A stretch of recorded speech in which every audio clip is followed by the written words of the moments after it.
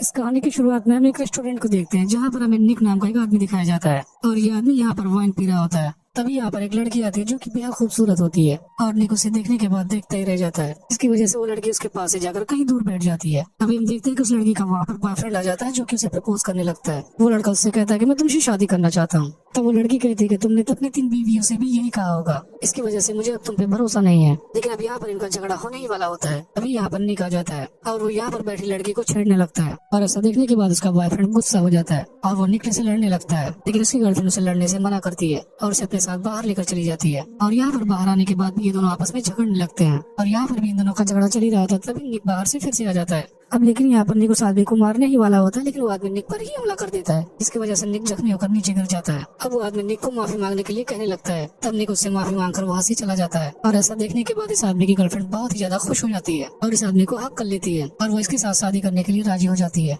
इसके बाद अगले शहर में हम एक शहर को देखते हैं और यहाँ पर कुछ लोग अपनी कार से जा रहे होते हैं, लेकिन वो कार से एक लड़की को बाहर फेंक देते हैं और यहाँ हम देखते हैं कि वो लड़की बहुत ही बुरी तरीके से घायल होती है। वहाँ पर कुछ लोग आते हैं और उस लड़की को हॉस्पिटल भिजवा देते हैं और यहाँ पर हमें पता चलता है कि उस लड़की का नाम होली होता है। और यहाँ पर वो नर्स लड़की से बार बार पूछ रही होती है कि तुम्हारी ये हालत कैसे हुई, लेकिन यहाँ पर होली को इसके बारे में कुछ भी नहीं पता होता क्योंकि वो लोगों का नाम तक नहीं जानती है। इसके बाद हम निक को देखते हैं जो कि एक कैफे में पहुंचा होता है और निक अपनी इस जगह को अपनी ऑफिस की तरह मानता है, इसलिए वो अपनी सारी डीलिंग्स यहीं से करता है। और निक यहाँ पहुँचते ही वहाँ पर साइरस नाम का एक लड़का आता है और निक को अपना बॉडीगार्ड बनने के लिए कहने लगता है क्योंकि इस आदमी को भी जुए खेलने की बहुत बड़ी लत होती है और उसे यहाँ पर लगता है कि वो जब भी किसी कैसीनो में जाता है तो उसका कुछ लोग पीछा करते हैं, जिसकी वजह से साइरस हमेशा डरा रहता है। इसलिए साइरस चाहता है कि वो जब भी किसी कैसीनो में जाए तो उसके साथ उसका बॉडीगार्ड होना चाहिए। तब निक इस काम के लिए वो मान जाता है। इसके बाद निक वहाँ से निकलने के बाद फिर से उसी बार में पहुंचता है जहाँ पर वो रात में था। तभी हम यहाँ पर उसी आदमी को देखते हैं जिसने निक को रात में पीटा था और ये आदमी यहाँ पर आकर निक का शुक्रिया अदा करता है और यहाँ पर हमें पता चलता है कि ये सारी कुछ उन दोनों की प्लानिंग होती है और यहाँ पर निक ने जानबूझकर इस आदमी से मार खाई थी ताकि उसकी गर्लफ्रेंड उससे इम्प्रेस हो जाए और इस काम के निक ने उससे $500 मांगे थे। लेकिन अभी आदमी निक से बहुत ज्यादा खुश होता है क्योंकि उसकी गर्लफ्रेंड उससे शादी के लिए मान गई थी, जिस पर वो निक को $1000 देता है। लेकिन यहाँ पर निक अपनी ईमानदारी से सिर्फ $500 लेने को कहता है कि मैंने $500 से ही डिमांड की थी और यहाँ पर निक अपनी जुबान का बिल्कुल पक्का आदमी होता है, इसलिए न वो उससे 1 पैसे कम लेता है न 1 पैसे ज्यादा। और ऐसा सुनने के बाद वो आदमी और भी ज्यादा खुश हो जाता है और वो आदमी निक को $500 देकर यहाँ से चला जाता है। इसके बाद हम देखते हैं कि निक अपने बार पे चला जाता है और वहाँ की जो वेट्रेस होती है वो निक की फ्रेंड हो जाती है और वो निक को कहती है कि तुमसे एक लड़की मिलना चाहती है और जिस लड़की का नाम होली है। और यहाँ पर हम जानते हैं कि निक होली को पहले से जानता है, इसीलिए निक होली से मिलने के लिए तैयार हो जाता है। लेकिन यहाँ पर निक होली की हालत देखकर परेशान हो जाता है क्योंकि यहाँ पर होली को बहुत बुरी तरीके से चोट लगी होती है, इसलिए निक होली से उसके बारे में पूछने लगता है। और यहाँ पर निक होली को पहले से जानता है क्योंकि होली एक वैश्या होती है। तब होली उसे बताते हैं कि वो कल होटल से बाहर आ रही होती है और जैसे वो लिफ्ट के अंदर घुसती है तो वहाँ पर उसे 3 लोग मिलते हैं और उसमें से 3 लोग बहुत ज्यादा लंबे होते हैं और उसमें से एक छोटे आदमी ने कहा कि या तुम मुझसे पार्टी करना चाहती हो, तो मैंने मना कर दिया। और ऐसा सुनने के बाद वो तीनों आदमी गुस्सा हो गए और तब वो तीनों पकड़कर मुझे जबरदस्ती अपने कमरे में लेकर गए। लेकिन उस कमरे में ले जाने के बाद जब मेरी आँख खुली तो मैंने देखा कि उस कमरे में कोई भी नहीं है। लेकिन तब वहाँ पर एक आदमी आता है, वो मेरे साथ जबरदस्ती करने की कोशिश करता है और जब मैंने उससे मना किया तो उसने मुझे बहुत मारा और उसके बाद उन तीनों ने मेरा रेप किया और उस आदमी के बाद उसके दोनों बॉडीगार्ड भी आते हैं और उन दोनों ने भी मुझे बहुत मारा और मेरे साथ रेप भी किया।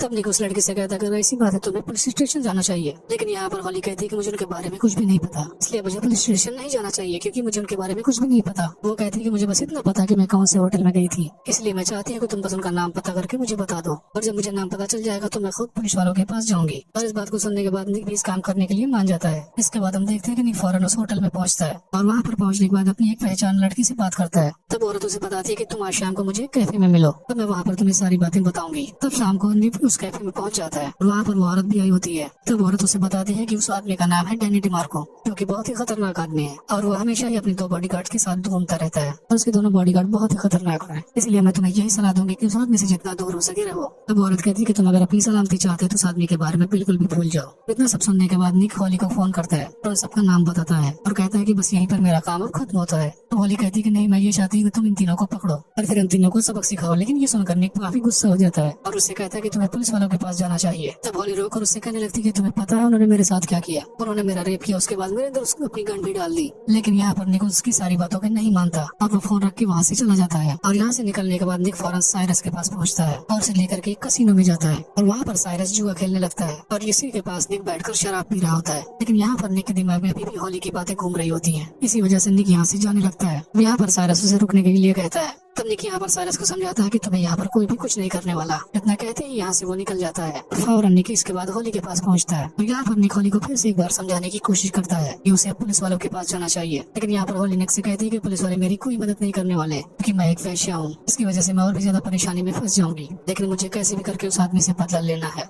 तब यहाँ पर इन दोनों के बीच काफी बहस होती है। तब निक वहाँ पर जाने के लिए मान जाता है और निक कहता है कि जब मैं तुम्हें फोन करूंगा तो तुम मेरे बताए हुए एड्रेस पर चली आना, और इस बात पर होली भी मान जाती है। इसके बाद हम देखते हैं कि निक उस आदमी के होटल पर पहुंच चुका है, वहाँ का दरवाजा खटखटाता है। तभी वहाँ पर उसके बॉडीगार्ड्स दरवाजा खोलते हैं और जब वो लोग निक से पूछते हैं कि तुम कौन हो, तो निक अपने आप को एक दलाल बताता है कि वो लड़कियां सप्लाई करने वाला है। और इसी बात सुनने के बाद वो लोग उसे अंदर आने देते हैं। अब यहाँ पर निक फौरन डैनी के पास पहुंच जाता है। तब डैनी निक से पूछता है कि आखिर लड़कियां कहाँ हैं। वहाँ पर निक बातें बनाने लगता है, लेकिन तब यहाँ पर डैनी गुस्सा होकर निक पर गन पॉइंट कर देता है और उसे कहता है कि अगर तुम्हें जिंदा रहना है तो मेरी बातों को मानो। वो कहता है कि अगर मुझे तुम्हारी बातों में सच्चाई लगी तो मैं तुम्हें जाने दूंगा। ये बात सुनने के बाद निक उसकी तारीफ करने लगता है और देखते ही देखते यहाँ पर निक को लगता है कि मेरा काम खराब हो रहा है। इसकी वजह से निक यहाँ पर अपना कमाल दिखाना शुरू कर देता है और वो एक ही झटके में वहाँ के दोनों बॉडीगार्ड को बेहोश कर देता है। और ऐसा देखकर डायनासोर फौरन गोलियां चलाने लगता है, लेकिन यहाँ पर बहुत तेजी से निक डैनी को भी बेहोश कर देता है। इन तीनों को बेहोश करने के बाद एक साथ वो बांध देता है और इसके बाद वो यहाँ पर होली को बुलाता है। अब यहाँ पर होली डैनी को टॉर्चर करने लगती है, इसलिए अपने पर्स के अंदर से एक कैंची को निकालती है। अब तब डैनी होली को $50,000 देने का डिमांड करता है। वो कहता है इन सारे पैसों को और सारी चीजों को भूल जाओ। ऐसा सुनने के बाद होली उन $50,000 को निक कर देती है। तो होली कहती है कि ये कभी भी पैसे के बारे में नहीं था, ये उस बारे में है जो तुमने मेरे साथ किया था, इसलिए मैं तुम्हें अब सबक सिखाना चाहती हूँ और मैं तुम्हें दिखाना चाहती हूँ कि दर्द आखिर होता क्या है। और इतना कहते ही वो डैनी का कैंची से काट देती है। इसकी वजह से डैनी यहाँ पर बहुत ज्यादा चिल्लाने लगता है। तब यहाँ पर होली डैनी से कहती है कि मैं तुम्हारे साथ वही गेम खेलना चाहती हूँ जो तुमने मेरे साथ खेला।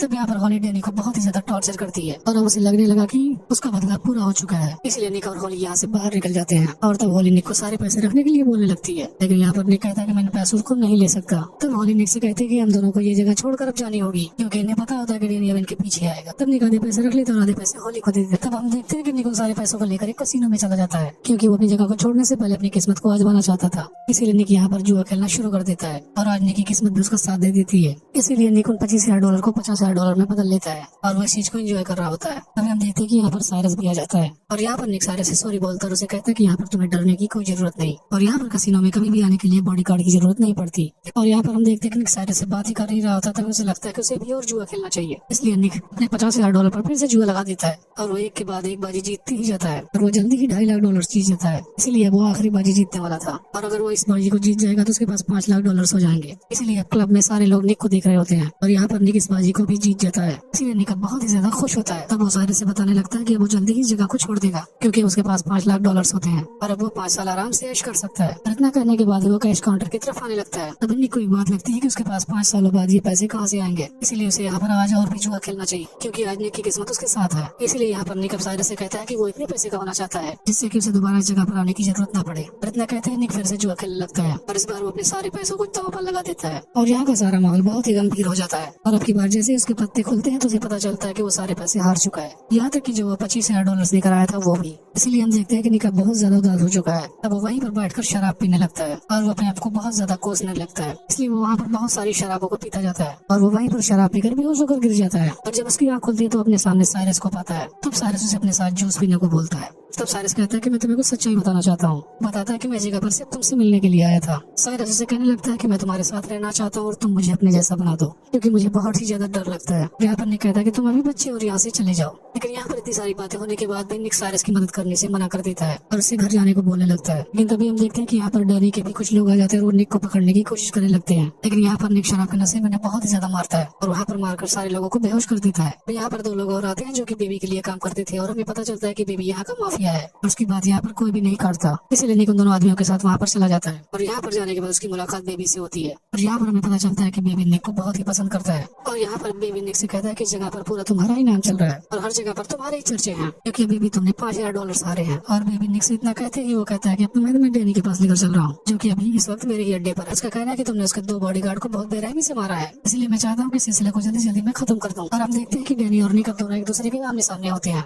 तब बेबी डैनी से पूछता है कि बताओ मुझे क्या हुआ था। अब यहाँ पर डैनी निक पर झूठे मोटे आरोप लगाने लगता है। वो कहता है कि इसने अपनी गन से मेरे दोनों बॉडीगार्ड को मार डाला और वहाँ पर इसकी गन भी पड़ी हुई है। तब बेबी निक से पूछता है कि क्या तुमने ऐसा किया है। तब निक बताता है कि मुझे किसी को मारने के लिए गन की कोई जरूरत नहीं और तुम तो मुझे बचपन से जानते हो। तब बेबी कहता है कि हाँ ये बात सही है, निक को किसी को मारने के लिए गन की कोई जरूरत नहीं, वो किसी छोटी से छोटी चीज से किसी को भी मार सकता है। निक बताता है कि मैंने इसके दोनों बॉडीगार्ड को नहीं मारा है बल्कि इसने अपने बॉडीगार्ड को खुद मारा है। बेबी पूछता है कि आखिर ये अपने बॉडीगार्ड को क्यों मारेगा। तब यहाँ पर निक बताता है क्योंकि ये अपने बॉडीगार्ड के सामने ही बेइज्जत हुआ था और वो भी एक औरत की तरीके से, और ये चाहता था कि ये बातें बाहर तक ना जा सके, इसीलिए इसने अपने दोनों बॉडीगार्ड को मार डाला। तब बेबी कहता है कि आखिर ये रो क्यों रहा था। तब निक कहता है क्योंकि इसे एक लड़की ने टॉर्चर किया, लेकिन यहाँ पर इन सारी बातों को डैनी मारने से इनकार कर देता है। अब यहाँ पर निक कहता है कि अगर तुम्हें मेरी बातों पर विश्वास नहीं तो अभी कभी इसका पैंट उतारो तो तुम्हें दिखाई देंगे कि बहुत सारी जगह पर इसकी कैंची लगी है। लेकिन इस बात को सुनने के बाद डैनी और भी ज्यादा भड़क जाता है और वो कहता है कि मैं कभी भी अपनी पैंट नहीं उतारूंगा। इतना कहते ही वहाँ से जाने लगता है। तब यहाँ पर बेबी भी समझ जाता है कि निक ने यहाँ पर कुछ भी नहीं किया है। फिर भी यहाँ पर बेबी निक को समझाता है कि अब तुम्हें संभल कर रहना चाहिए क्योंकि ये तुम्हारे पीछे जरूर आएगा। और हम देखते हैं कि निक भी अब यहाँ से जाने लगता है और वो अगले दिन एक कैफे में जाता है और वहाँ पर उसे फिर से साइरस मिलता है और यहाँ पर साइरस कहता है कि मुझे तुमसे बहुत कुछ सीखना है और अब मैं जान चुका हूँ मुझे अपनी जिंदगी कैसे जीनी है और अब मुझे किसी से भी नहीं डरना है, इसलिए मैं आज शाम की फ्लाइट से वापस जा रहा हूँ। लेकिन जाने से पहले मैं तुम्हें एक गिफ्ट देना चाहता हूँ। और तय कहने के बाद वो निक को एक लिफाफा देता है और उस लिफाफे में $5 लाख का चेक होता है और उसके साथ साथ एक नए देश की टिकट भी होती है। लेकिन निक इन सारी चीजों को देखने के बाद इस चीज को लेने से इनकार कर देता है। हम देखते हैं कि यहाँ पर डैनी आ जाता है जो कि बहुत सारे लोगों के साथ होता है और अब यहाँ पर वो निक को मारने वाला ही होता है। अब यहाँ पर साइरस गाना गाने लगता है जिसकी वजह से सारे लोग डिस्ट्रैक्ट हो जाते हैं। अब निक यहाँ से बाहर भाग निकलता है, इसलिए डैनी भी अपने सारे लोगों को लेकर उसे बाहर ढूंढने लगता है। तभी हम निक को देखते हैं जो कि छत पर छुपा हुआ होता है। लेकिन तभी यहाँ पर निक को रियलाइज होता है कि अगर उसने आज डैनी को नहीं मारा तो वो सारी जिंदगी उसका पीछा करेगा। इसलिए अब निक नीचे उतरता और एक एक करके सारे लोगों को मारने लगता है। लास्ट में वो डैनी को भी मार डालता है और डैनी को मारने के बाद वो एक गाड़ी लेकर यहाँ से निकल जाता है और तभी वहाँ पर उसके पास साइरस भी आ जाता है और एक बार वो फिर से उसे वही लिफाफा देता है। वो कहता है क्योंकि तुम मेरे बेस्ट फ्रेंड हो इसलिए मैं तुम्हें ये दे रहा हूँ। तुम निक उस लिफाफे को ले लेता है और उस लिफाफे को लेकर यहाँ से निकल जाता है। देखते हैं कि निक अपने एक नए सफर पर निकल चुका है। इसी के साथ ये मूवी यहीं पर एंड हो जाती है।